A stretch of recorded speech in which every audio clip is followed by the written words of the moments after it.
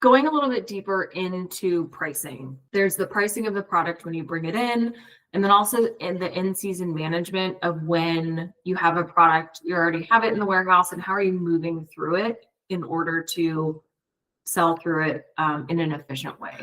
So if we take an example of something that's $30 on site, if you sell it and change the price to $33, you may sell 10% fewer units, but you're going to make 5% more in margin. So that's the trade-off that you have to look at.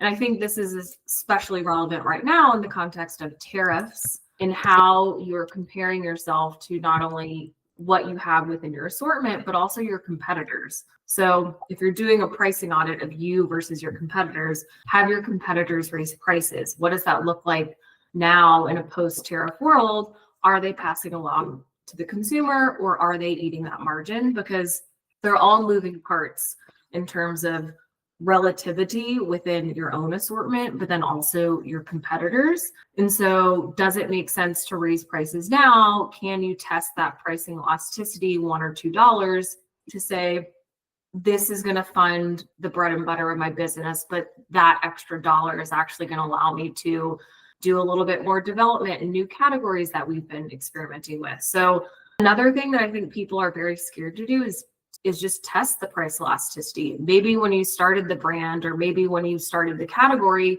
you were like, I'm going to price it at $42 because that's what made sense within the context of who I thought my brand was and what my competitors were doing. Well, maybe you've made your brand more premium. So maybe you've sourced better materials where it does make sense that if you're communicating that value to the customer, can you raise prices?